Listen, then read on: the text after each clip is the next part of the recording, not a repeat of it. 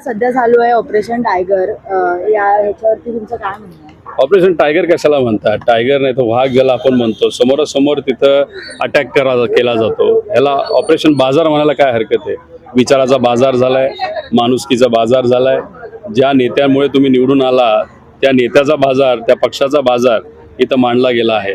आणि एका खासदाराला महाराष्ट्रामध्ये 85 कोटी कॅश आणि 250 कोटी दरवर्षी विकास निधी, त्यातून तुम्ही 10 ते 15 कोटी रुपये काढा दरवर्षी असं सांगण्यात आलेलं आहे.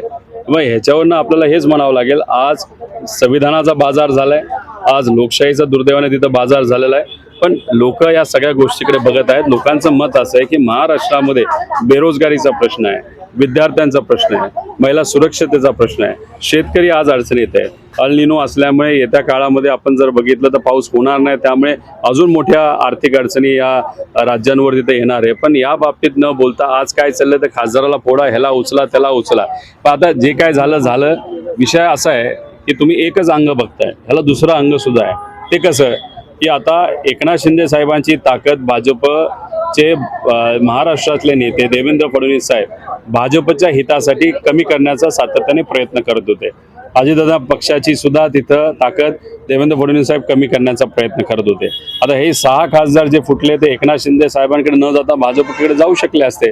पण मग एकनाथ शिंदे साहेबांना दिल्लीतल्या मोठ्या भाजपच्या नेत्यांनी कुठेतरी ताकद दिली, हे कुठेतरी आपल्याला जाणवतं. म्हणजे ठीक आहे, फोडाफोडी झाली, हे चुकीचं झालं. पण ह्यातून दुसरं सुद्धा आपल्याला कळतंय की कुठं ना कुठं तरी भाजप दिल्ली विरुद्ध भाजप महाराष्ट्र असा सुद्धा लढा या ठिकाणी आपल्याला बघायला मिळतं. असं म्हणण्यात येतं की खासदारांना पैसे दिले गेले सर, आणि काय? अहो, जेव्हा वेस्ट बेंगॉलमध्ये खासदार फोडले 50 कोटी दिले, महाराष्ट्रामध्ये 85 कोटी कॅशमध्ये दिले गेले आणि 250 कोटी दरवर्षी विकास निधी, त्यातून 10-15% तुम्ही निधी काढा असं सांगण्यात आलेलं आहे. आता ह्याच्याच बरोबर आपण जर बघितलं ओमराजे भाऊंबद्दल असंही म्हणलं जातं की जी केस आहे त्यांच्या बाबतीतली, त्याचा निकाल पुढच्या काही दिवसांमध्ये लगेचच्या लगेच त्यांच्या बाजूला दिला जाईल. नाहीतर मग त्यांच्या बाजूचा निकाल नसेल तर अजून काही वर्ष पुढे घेऊन गेला जाईल. त्यामुळे भीती अशी वाटते. आमचा न्यायव्यवस्थेवर विश्वास आहे, पण या जो काही बाजार लोकशाहीचा झालेला आहे त्याच्यामध्ये न्यायव्यवस्था सुद्धा जर सहभाग घेत असेल, जे आम्हाला बाहेरून कळतं आहे ते योग्य नाही. त्यामुळे न्यायव्यवस्थेकडनं सुद्धा काही जजेसली या बाबतीतलं क्लॅरिफिकेशन देणं महत्त्वाचं आहे. त्यामुळे सामान्य लोकांचा विश्वास जेव्हा नेत्यांवर, प्रशासनावर, शासनावर नसतो तेव्हा त्यांचा विश्वास हा न्यायव्यवस्थेवर असतो. आणि न्यायव्यवस्थेसुद्धा या बाजाराचा जर भाग बनत असेल तर हे अतिशय घातक आहे. त्यामुळे कुठं ना कुठंतरी न्यायव्यवस्थेच्या मोठ्या जजेसकडनं सुद्धा या बाबतीतलं क्लॅरिफिकेशन हे दिलं गेलं पाहिजे. अजूनही काही खासदार जाण्याची शक्यता आहे असं वाटतं की तुमच्याही पक्षातले काही 100 खासदारांची जरूरत भाजपला कशासाठी पाहिजे तर डिलिमिटेशन कायदा पास करण्यासाठी पाहिजे. आणि मग त्यासाठी जो पक्ष त्यांना फोडता येईल तो ते फोडतील. पहिला फोडला कुठला तर त्यांनी फोडला TMC. त्याच्या आधीचं जे झालं ते जुनं झालं. आता TMC फोडला, नंतर उद्धव ठाकरे साहेबांचा फोडला.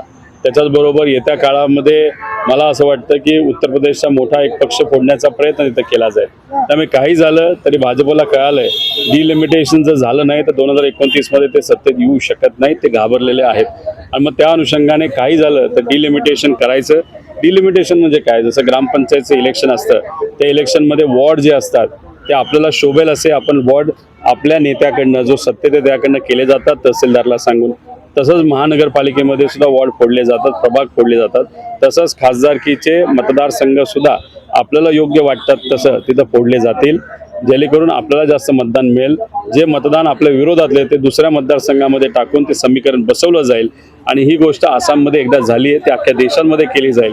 त्यामुळे मला असं वाटतं की एकतर महायुती नाहीतर जे भाजप आणि भाजपचे मित्रपक्ष सत्तेत परत येत नाहीत, पण चुकून जर आले आणि जर ते निवडून आले तर मग संविधानाचा आणि लोकशाहीचा तो शेवटचा दिवस असणार. कुठेतरी यांना Z+ सिक्युरिटी वगैरे देण्याचाही प्रयत्न चालू आहे. माझं म्हणणं Z सिक्युरिटी कशाला देतं? YZ सिक्युरिटी द्या ना. आहे का नाही मला माहीत नाही, पण मग Z सिक्युरिटी तुम्ही या नेत्यांना दिला, ह्याच्या आधी आमदारांना दिली, नेत्यांना दिली, मोठ्या व्यावसायिकांना दिली. मग गरिबांसाठी सिक्युरिटीचं काय झालं? आज महिला अत्याचार मोठ्या प्रमाणात या राज्यात वाढत आहेत. आज कायदा व सुव्यवस्थेची परिस्थिती आपल्या राज्याची उत्तर प्रदेश आणि बिहारपेक्षा अतिशय हलाखीची वाईट झालेली आहे. त्याचं मुख्य कारण काय, मोठ्या व्यावसायिकांना सिक्युरिटी दिली जाते, नेत्यांना दिली जाते आणि गरिबांना विसरलं जातं. त्यामुळे आज खऱ्या अर्थाने गरिबांना लक्ष केंद्रबिंदू ठेवून आपल्याला काम करण्याची जरूरत असताना पैशाचा जोराचा वापर करून अशा मोठ्या पद्धतीने जर पक्ष फोडले जात असतील तर हे आपल्याला लोकशाहीला शोभणारं नाही. ऑपरेशन टायगरचं पुढील पाऊल की उत्तर प्रदेशमध्ये टार्गेट केलं जाईल. उत्तर प्रदेशचा एक मोठा पक्ष हा फोडण्याचा प्रयत्न भाजपकडनं केला जाईल. आणि ऑपरेशन टायगर नंतर असंच ऐकण्यात येते की ऑपरेशन तुतारी, तुम्हाला वाटतं तुमच्या पक्षातले काही खासदार? नाही, मला वाटत नाही. मला विश्वास आहे आमच्या खासदारांवर की कुठलाही खासदार तिथं फुटणार नाही. आणि जर चुकून एखादा तसं केस झाली तर मग कार्यकर्त्यांना लोक त्यांना काही खूप शांतपणे ठेवतील असं मला वाटत नाही. पण आमचा कुठलाही खासदार फुटणार नाही असा आम्हाला विश्वास आहे.